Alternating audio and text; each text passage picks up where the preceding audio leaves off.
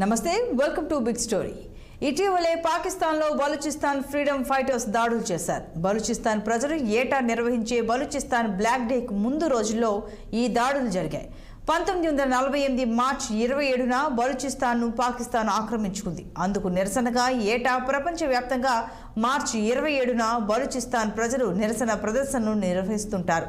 ఈ నేపథ్యంలో ఇవాళ big story Balochistan freedom fight.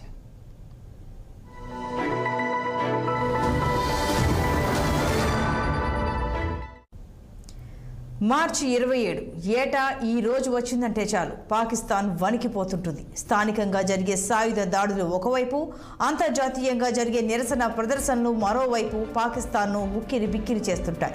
ఈ ఏడాది కూడా అలానే జరిగింది. పాకిస్తాన్ రెండో అతిపెద్ద నావల్ బేస్పై దాడులు జరిగాయి. అంతకంటే ముందే గ్వాదర్ ఓడరేవుపై దాడి ప్రయత్నం జరిగింది. తాజాగా ఆత్మాహుతి దాడిలో 4 చైనీయులు మృతి చెందారు. దాంతో యావత్ ప్రపంచం దృష్టి బలూచిస్తాన్పై పడింది.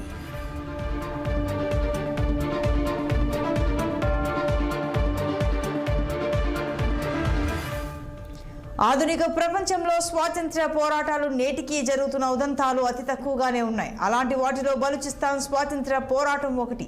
పాకిస్తాన్ ఆక్రమణలో ఉన్న బలూచిస్తాన్లో 76 ఏళ్లుగా ప్రజలు తమ స్వాతంత్ర్యం కోసం పోరాటం చేస్తూనే ఉన్నారు. కొందరు అహింసా మార్గంలో పోరాడుతుంటే మరికొందరు హింస మార్గాన్నే తమ ఆయుధంగా ఎంచుకున్నారు. 76 ఏళ్లుగా ఈ ఫ్రీడమ్ ఫైట్ కొనసాగుతూనే ఉంది. పాకిస్తాన్ మాత్రం బలూచిస్తాన్ స్వాతంత్ర్య పోరాటాన్ని తీవ్ర స్థాయిలో అణచివేస్తోంది.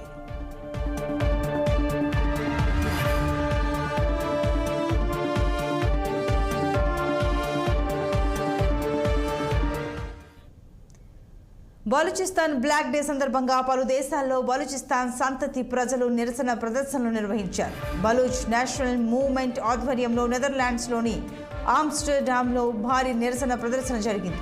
పాకిస్తాన్ ఆక్రమణను నిరసిస్తూ ప్రదర్శనకారులు ప్లకార్డులు, బ్యానర్లు ప్రదర్శించారు, నినాదాలు చేశారు. బలూచిస్తాన్లో జరుగుతున్న నరమేధాన్ని నిలిపివేయాలని డిమాండ్ చేశారు.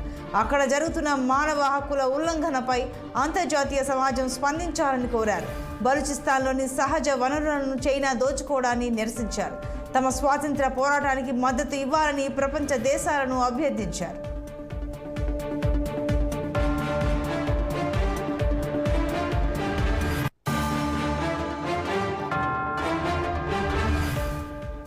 జర్మనీ సైతం బలూచిస్తాన్ సంతతి ప్రజలు బ్లాక్ డే ర్యాలీలు నిర్వహించారు. బానిసత్వానికి వ్యతిరేకంగా చేస్తున్న పోరాటాన్ని కొనసాగిస్తామని నినాదాలు చేశారు. పాకిస్తాన్కు ఆయుధ సరఫరాలను నిలిపివేయాల్సిందిగా వారు జర్మనీ ప్రభుత్వాన్ని కోరారు. జర్మనీ నుంచి దిగుమతి చేసుకున్న ఆయుధాలతో పాకిస్తాన్ తమ స్వాతంత్ర పోరాటాన్ని అణిచివేస్తోందని ఆవేదన వ్యక్తం చేశారు. బలూచ్ నేషనల్ మూవ్మెంట్ ఆధ్వర్యంలో బ్రిటన్లో కూడా భారీ ర్యాలీలు జరిగాయి.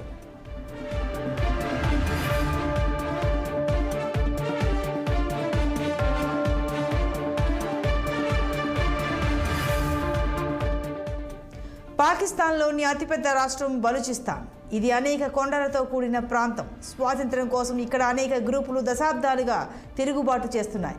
చైనా పాకిస్తాన్ ఎకనామిక్ కారిడార్ ప్రాజెక్టులను ఈ గ్రూపులు తీవ్రంగా వ్యతిరేకిస్తున్నాయి. ఈ నేపథ్యంలోనే పాకిస్తాన్లోని రెండో అతిపెద్ద navy air station PNS Siddiq పై దాడి జరిగింది. పలువురు తిరుగుబాటుదారులు తుపాకులు, బాంబులతో స్థావరంపై విరుచుకుపడ్డారు. సైనికులు, పోలీసులు జరిపిన కాల్పుల్లో 4 బలూచిస్తాన్ ఫ్రీడమ్ ఫైటర్లు హతమయ్యారు. ఈ స్థావరంలో చైనాకు చెందిన డ్రోన్లను పెద్ద ఎత్తున మోహరించినట్లు సమాచారం.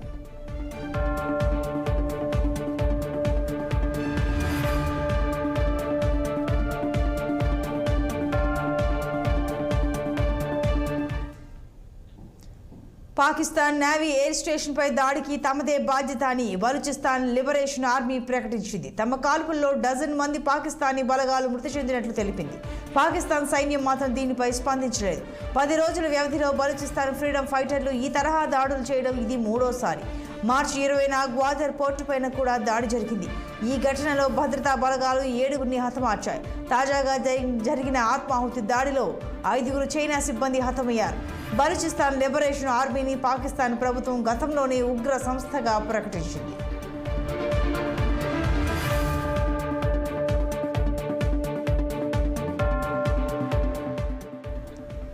పాకిస్తాన్లోని అతిపెద్ద ప్రావిన్స్గా పిలిచే బలూచిస్తాన్ అనేక కొండలతో కూడిన ప్రాంతం. స్వాతంత్ర్యం కోసం ఇక్కడ అనేక గ్రూపులు కొన్నేళ్లుగా తిరుగుబాటు చేస్తున్నాయి.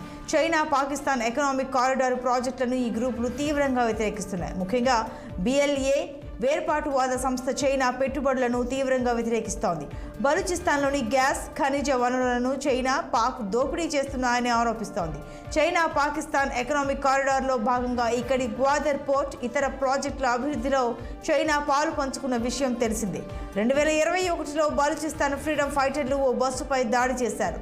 నాటి సంఘటనలో 9 మంది చైనా సిబ్బంది మరణించారు.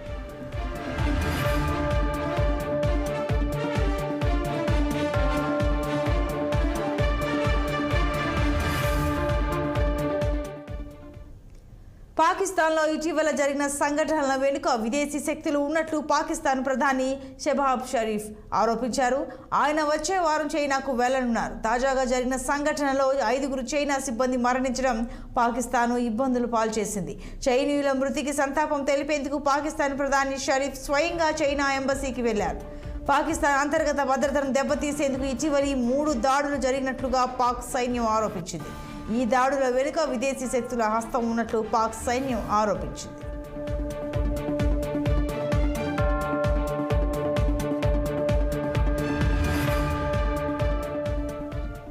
తమ స్వాతంత్ర పోరాటానికి మద్దతు ప్రకటించాలని కొన్ని దశాబ్దాలుగా బలూచిస్తాన్ ప్రజలు భారతదేశాన్ని కోరుతున్నారు.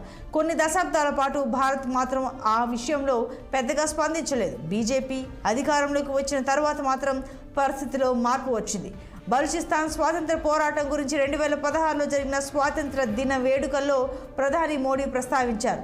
తాను ప్రధాని కావడం పట్ల పాక్ ఆక్రమిత కాశ్మీర్ ప్రజలతో పాటుగా బలూచిస్తాన్ ప్రజలు అభినందనలు తెలియజేస్తున్నారని అన్నారు. బలూచిస్తాన్ పట్ల భారత్ కొన్ని దశాబ్దాల పాటు అనుసరించిన వైఖరిలో వచ్చిన విధానపరమైన మార్పుగా అప్పట్లో పరిశీలకులు వ్యాఖ్యానించారు.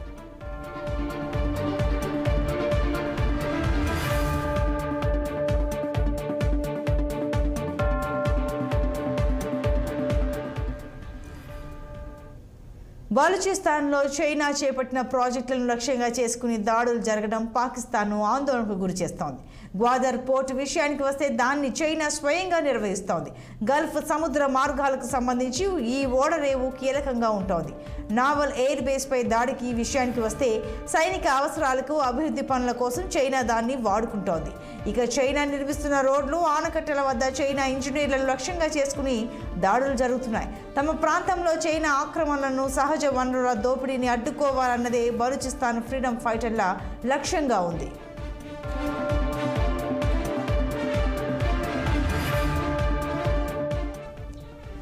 చారిత్రాత్మకంగా చూస్తే బలూచిస్తాన్లో భారత్కు అత్యంత సన్నిహిత సంబంధాలున్నాయి. గ్రీకులతో జరిగిన యుద్ధం తర్వాత బలూచిస్తాన్ ప్రాంతం అంతా కూడా చంద్రగుప్త మౌర్య పాలనలోనే ఉండేది. మొదట్లో బలూచిస్తాన్ ప్రజలు అంతా కూడా హిందువులే. ఆ తర్వాత వారిలో కొందరు బౌద్ధులుగా మారారు. ప్రస్తుతం అక్కడ హిందువులు, బౌద్ధులు ఎవరూ లేరు. అంతా ముస్లింలుగా మారిపోయారు. బలూచిస్తాన్ ప్రజల భాషకు దక్షిణ భారతదేశ ద్రావిడ భాషలతో అనుబంధం ఉండడం మరో విశేషం. బలూచిస్తాన్ను పాలించిన చివరి హిందూ రాజు గుర్జారా ప్రతిహారాకు చెందిన మహారాజా నాగ్భట్. అరబ్బు సైనికాధికారి చేతిలో ఆయన ఓడిపోయిన తర్వాత అక్కడ హిందూ మతం ఉనికి కోల్పోయింది. బలూచిస్తాన్లో ఉన్న హింగ్లాజ్ మాత ఆలయం ఎంతో ప్రసిద్ధి చెందింది.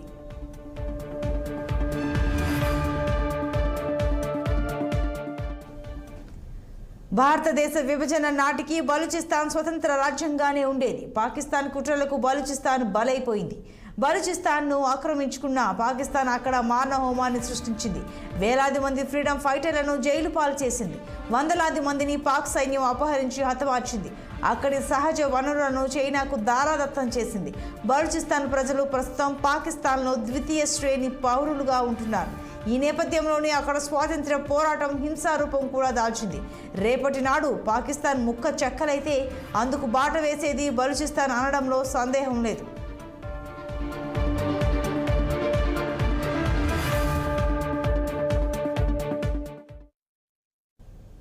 ఇది వాల్ట్ బిగ్ స్టోరీ. మరో ఎపిసోడ్లో మళ్ళీ కలుద్దాం. Keep watching 6 TV. సామాన్యుడి ఆరోపణ.